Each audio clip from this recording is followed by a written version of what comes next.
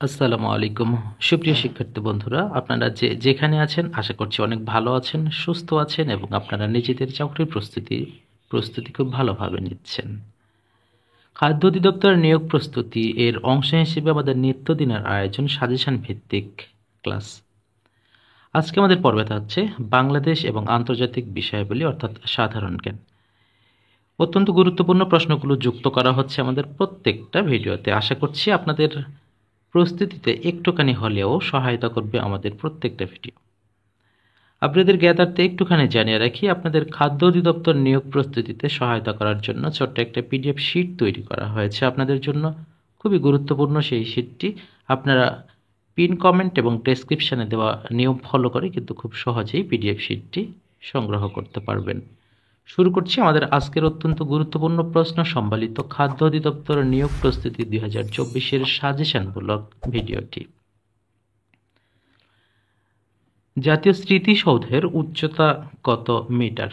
জাতীয় স্মৃতিসৌধের উচ্চতা 46.5 মিটার। হাজংদের অধিবাস কোথায়? হাজংদের অধিবাস ময়মনসিংহ ও নেত্রকোনাতে। নিঝুম দ্বীপের আয়তন কত? নিঝুম দ্বীপের আয়তন 90 বর্গ মাইল। বাংলাদেশের প্রথম জাতীয় সংসদ নির্বাচন কবে অনুষ্ঠিত হয়? প্রথম জাতীয় সংসদ নির্বাচন অনুষ্ঠিত হয় 7 মার্চ 1973। যুক্তরাষ্ট্রের সিনেটের মোট আসন সংখ্যা কতটি? মোট আসন সংখ্যা 100টি। ফেয়ারফ্যাক্স কি? ফেয়ারফ্যাক্স হচ্ছে মূলত একটি গোয়েন্দা সংস্থা। নাসা এর সদর দপ্তর কোথায়? নাসার সদর দপ্তর ওয়াশিংটন ডিসি।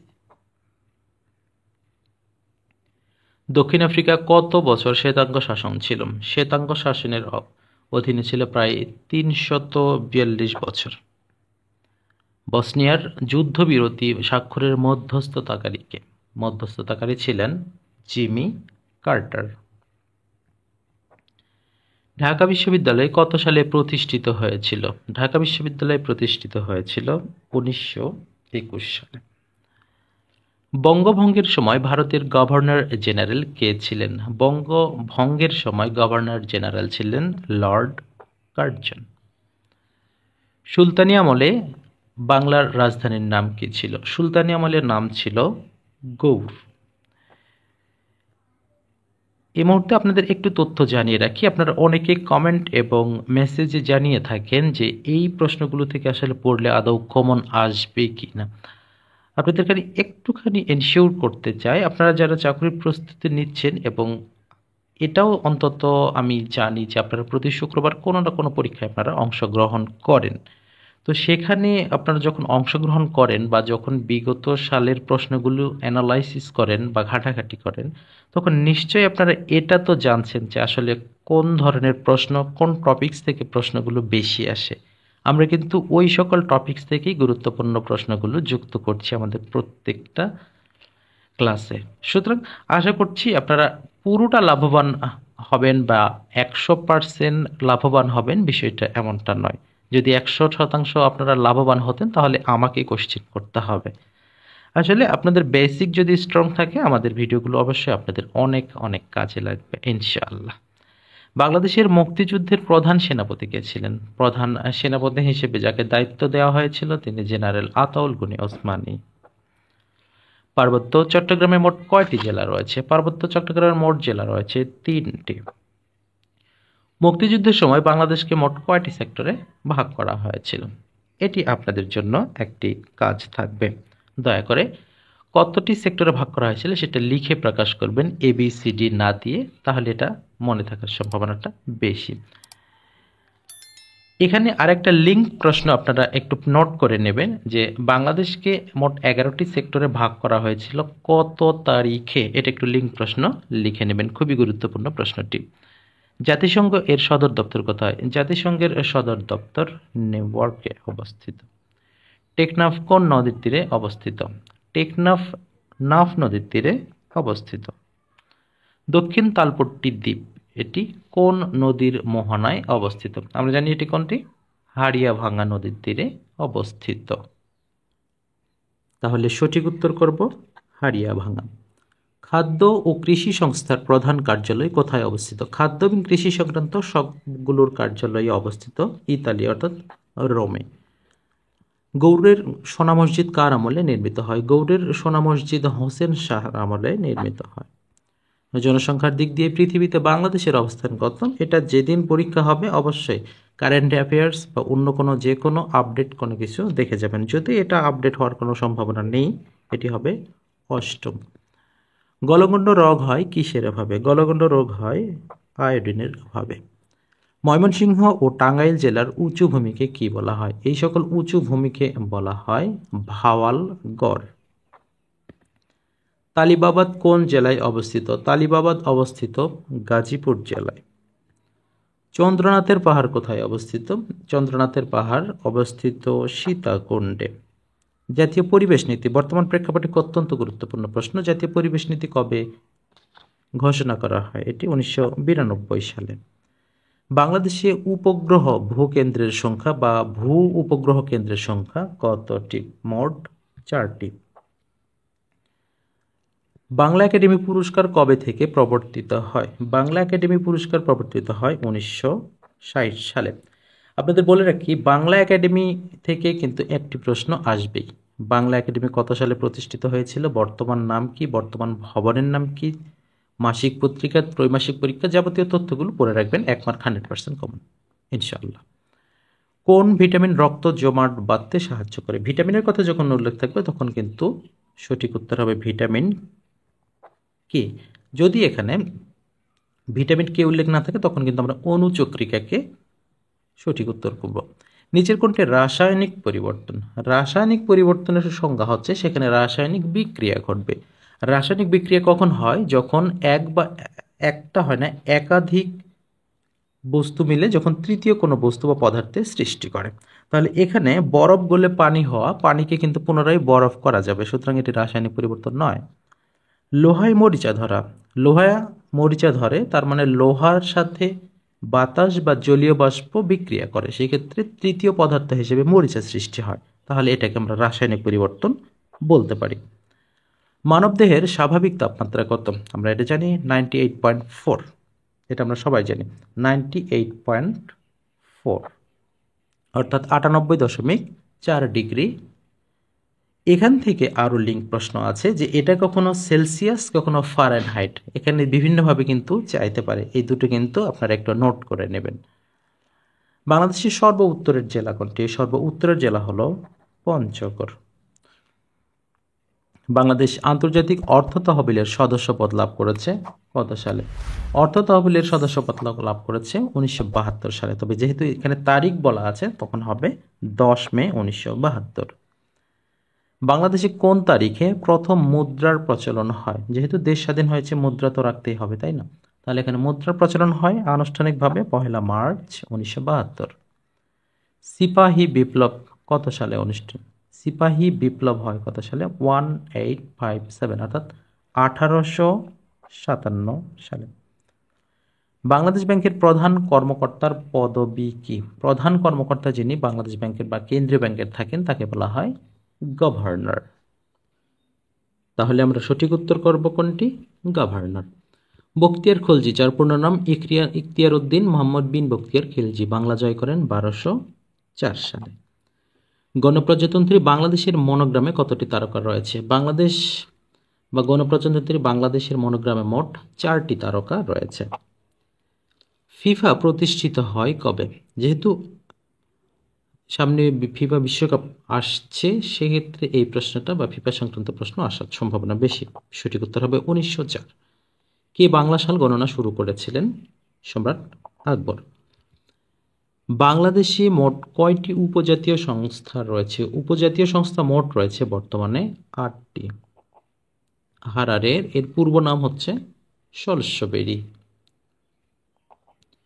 বিশ্বকাপ ফুটবলে চূড়ান্ত পর্বে অংশগ্রহণকারী প্রথম মুসলিম দেশ কোনটি? প্রথম মুসলিম দেশ হিসেবে বিশ্বকাপ ফুটবলে অংশগ্রহণ করেন ইজিপ্ট বা মিশর। বিশ্ব এইডস দিবস কবে? এইডস দিবস পালন করা হয় 1 ডিসেম্বর। প্রথম বাংলাদেশি এভারেস্ট বিজয়ী মুসা ইব্রাহিম কত সালে মাউন্ট এভারেস্টের শৃঙ্গে আরোহণ করেন? এটি হবে ঐতিহাসিক একটি দিন হিসেবে রয়েছে 2010 সালে। তামাবিল সীমান্তের সাথে ভারতের কোন শহরটি অবস্থিত? তামাবিল সীমান্তের সাথে অবস্থিত ডাউকি। বিটিআরসি, এটি কিন্তু খুব সেন্সিটিভ একটি প্রশ্ন। অনেকেই আমরা প্রশ্ন এখানে বিআরটিসি দেখে বিআরটিসির ফুল মিনিংটা দাগিয়ে আসি। আসলে ভালো করে বুঝতে হবে, BTRC Bangladesh telecommunication regulatory commission, যেটা আমাদের অপশন খতে রয়েছে। বাংলাদেশে হোয়াইট গোল্ড বলে পরিচিত কি? হোয়াইট গোল্ড বলতে আমরা বলে থাকি হোয়াইট গোল্ড ইজ দ্য চিংড়ি। বাংলাদেশের প্রথম প্রধান নির্বাচন কমিশনার কে? এটাও কিন্তু সেন্সিটিভ একটা প্রশ্ন। প্রধান নির্বাচন কমিশনার কথা শুনলে যদি এখন বর্তমানে যিনি আছেন আওয়াল মাহমুদ, বা আমার যদি ভুল হয়ে থাকে তাহলে সেটি। আচ্ছা, তাহলে এখানে কথাটা কি বলা আছে সেটা কিন্তু আমাদের আগে জানতে হবে। তাহলে এখানে প্রথম প্রধানমন্ত্রী মানে প্রথম প্রধান বিচারপতির কথা যখন বলা আছে, তাহলে এখানে সঠিক উত্তর হবে কোনটি? বিচারপতি এম ইদ্রিস। আর যদি বর্তমানের কথা বলা থাকে তাহলে হাবিবুল আওয়াল, তাহলে সেটা অ্যান্সার করতে হবে। ইউরোপীয় বণিকদের মধ্যে কারা সর্বপ্রথম ভারতবর্ষে ব্যবসা বা বাণিজ্য করার জন্য আসে? সর্বপ্রথমে আসে পর্তুগিজ। একনেক এর চেয়ারম্যান বা সভাপতি কে? একনেকের চেয়ারম্যান বা সভাপতি প্রধানমন্ত্রী। বর্তমান সময়ে বাংলাদেশ সরকারের সবচেয়ে বড় অর্জন কোনটি?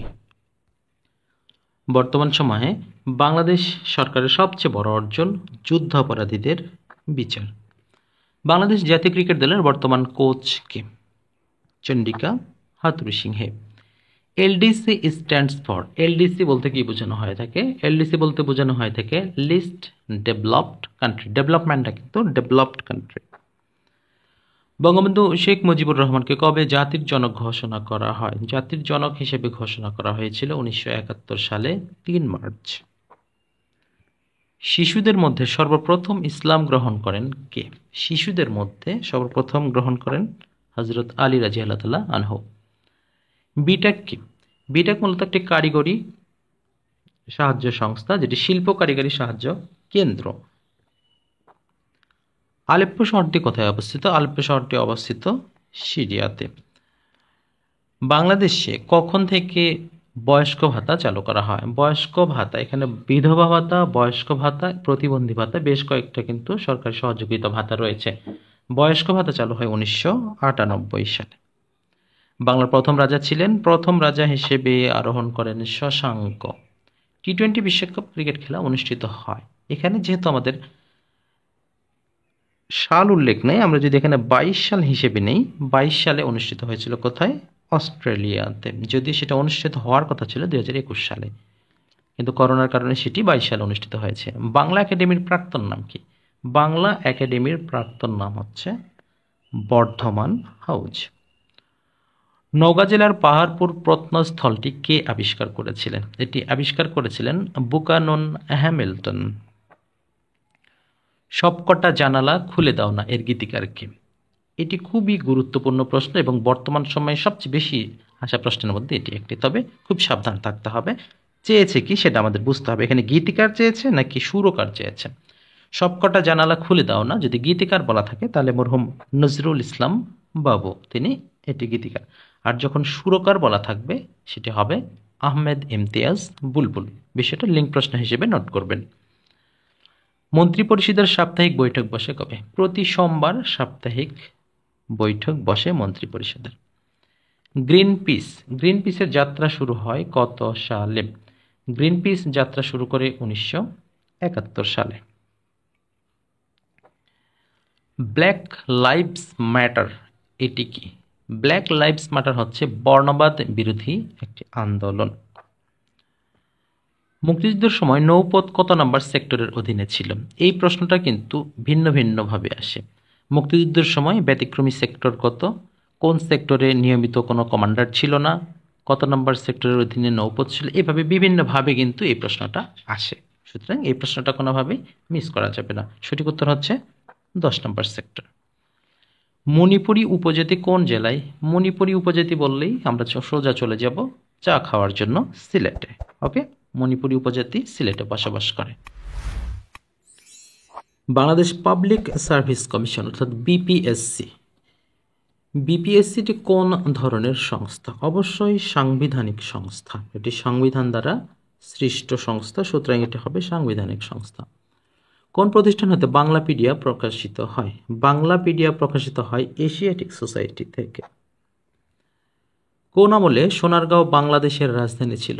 সোনারগাঁও বাংলাদেশের রাজধানী ছিল সুলতানি আমলে।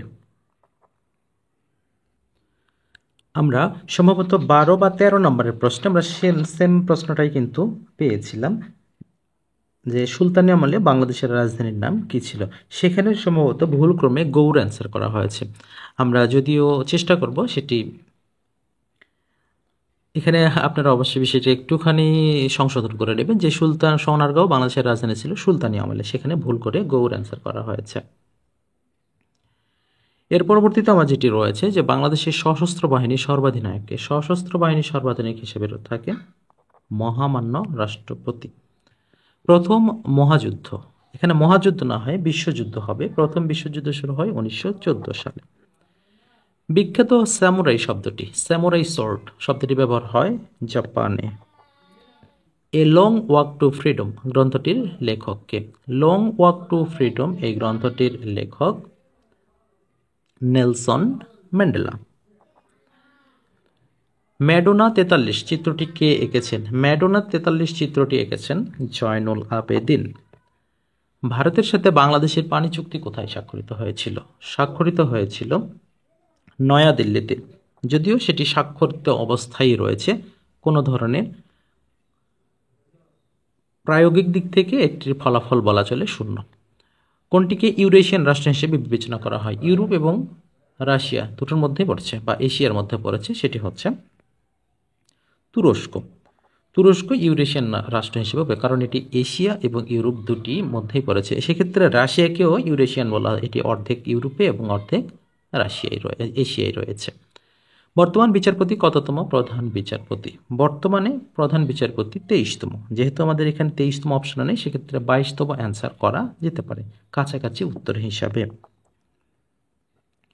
জাতীয় সংসদের প্রতীক কি? জাতীয় সংসদের এক্সাক্ট প্রতীক হচ্ছে এখানে শাপলা, যদি এর সাথে অন্য কিছু যুক্ত রয়েছে। গণ অভ্যুত্থান দিবস কবে পালন করা হয়? গণ অভ্যুত্থান দিবস পালন করা হয় 24 জানুয়ারি। সুন্দরবনকে ওয়ার্ল্ড হেরিটেজ সাইট ঘোষণা করেছে কে? এটি ঘোষণা করেছেন ইউনেস্কো। স্টপ জেনোসাইড প্রামাণ্যচিত্রটি নির্মাণ করেন কে? স্টপ জেনোসাইড প্রামাণ্যচিত্রটি নির্মাণ করেন জহির রায়হান। তেভাগা আন্দোলনের নেত্রী কে ছিলেন? তেভাগা আন্দোলন বাংলাদেশের স্বাধীনতার ক্ষেত্রে কিন্তু প্রথম দিকে এই মহিয়সী নারীরা কিন্তু খুব, তেভাগা আন্দোলনের নেত্রী ছিলেন ইলা মিত্র। শিল্প বিপ্লব কোন দেশে শুরু হয়েছিল? শিল্প বিপ্লব সর্বপ্রথম শুরু হয়েছিল ইংল্যান্ডে। পদ্মা ও যমুনা নদী কোথায় পরস্পরের সাথে মিলিত হয়েছে? এখানে মিলিত হয়েছে কোথায়? এখানে গোয়ালন্দ সঠিক উত্তর। শাপলা চত্বরের স্থপতি কে? বিখ্যাত শাপলা চত্বরের স্থপতি আজিজুল জলিল পাশা। এক্ষেত্রে কিছু লিঙ্ক প্রশ্ন নেবেন। ঢাকা বিশ্ববিদ্যালয়ে অবস্থিত যতগুলো ভাস্কর্য রয়েছে এবং অন্যান্য জায়গায় যে সকল ভাস্কর্য রয়েছে এগুলোর স্থপতি সম্পর্কে অবশ্যই এক নজর হলেও দেখবেন, কারণ বিশেষ করে ঢাকা বিশ্ববিদ্যালয়ের আশেপাশে দোয়েল চত্বর বা রাজশাহী বিশ্ববিদ্যালয়ে, কৃষি বিশ্ববিদ্যালয়ে যে সকল আছে, বিভিন্ন বিশ্ববিদ্যালয়ে যে সকল স্থাপনা রয়েছে বা ভাস্কর্য রয়েছে সেগুলোর স্থপতিকে এটা এক নজর হলেও পড়বেন। প্রধানমন্ত্রীকে কে নিয়োগ প্রদান করেন? প্রধানমন্ত্রীকে নিয়োগ করেন রাষ্ট্রপতি। রাষ্ট্র গঠনের অপরিহার্য উপাদান কোনটি? অপরিহার্য উপাদান অবশ্যই সরকার গঠিত থাকতে হবে। রাষ্ট্রভাষা সংগ্রাম পরিষদ কত সালে গঠিত হয়? রাষ্ট্রভাষা সংগ্রাম পরিষদ গঠিত হয় 1947 সালে।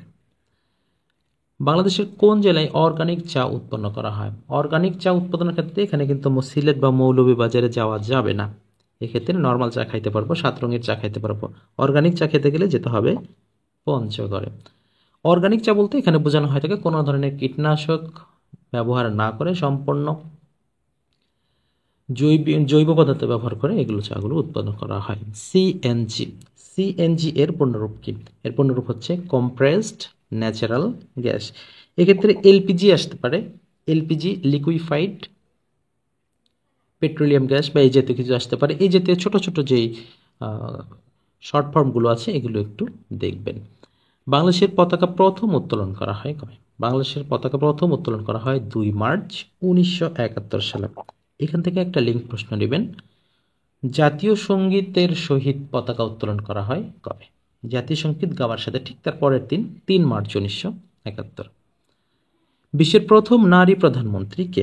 এটি আপনাদের জন্য ছোট্ট একটা কাজ থাকবে। অবশ্যই আপনাদের কাছে আন্তরিক অনুরোধ থাকবে, নারী প্রধানমন্ত্রী কে সেটা হতে পারে শ্রীমাভু বন্দ্যোপাধ্যায়কে বা হতে পারে মার্গারেট থ্যাচার বা বেনাজির ভুট্টো, আপনারা নামটা উল্লেখ করবেন, এটা আপনাদের কাছে আন্তরিক অনুরোধ থাকছে। বাংলাদেশে নারী ও শিশু নির্যাতন দমন আইন চালু করা হয় কবে? নারী ও শিশু নির্যাতন দমন আইন চালু করা হয় 2000 সালে। বাংলাদেশের সংবিধানের ব্যাখ্যাকারক কে? সংবিধান থেকে প্রশ্ন কিন্তু অহরহ চলে আসে, এখান থেকে সংবিধান সম্পর্কে আপনাকে মোটামুটি জ্ঞান কিন্তু রাখতে হবে। সংবিধানের ব্যাখ্যাকারক হিসেবে থাকে কে? Supreme court. সংবিধানের কোন অনুচ্ছেদে রাষ্ট্র ও গণজীবনের সর্বস্তরে নারী পুরুষের সমান অধিকার লাভের কথা বলা আছে? নারী ও পুরুষ সমান অধিকার লাভ করছে, এটা বলা আছে 28-এর 2 নম্বর ধারা।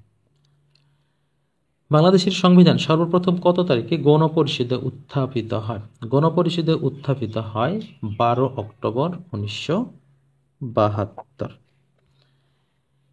নিচের কোনটি একটি ছিদ্রায়িত রাষ্ট্র? ছিদ্রায়িত রাষ্ট্র বলতে কি সেটা আমাদের জানতে হবে। এক দেশের ভিতর আরও একটি স্বাধীন দেশের বসবাস, এখানে যা রয়েছে ইতালি। ইতালির মধ্যে একটি ছিদ্রায়িত রাষ্ট্র আছে, আমরা কিন্তু সবাই জানি যে ভ্যাটিকান সিটি এবং সান ম্যারিনো, এগুলো কিন্তু ইতালির মধ্যে দুটি স্বাধীন রাষ্ট্র হিসেবে রয়েছে। এছাড়া আরও একটি রয়েছে দক্ষিণ আফ্রিকা। দক্ষিণ আফ্রিকার ভিতরে একটা রয়েছে লেসেথো বা লোসেথো, এই জাতীয় একটা নাম, আমি সঠিকভাবে বলতে পারলাম না, সেটি একটি। এই দুইটি দেশ কিন্তু ছিদ্রায়িত রাষ্ট্র। আশা করছি আমাদের আজকের যে মোট 100টি প্রশ্ন আপনাদের সামনে উপস্থাপন করা হলো, আশা করছি এখান থেকে বেশ ভালো একটা ফিডব্যাক পাবেন আপনারা আপনাদের পরীক্ষাতে।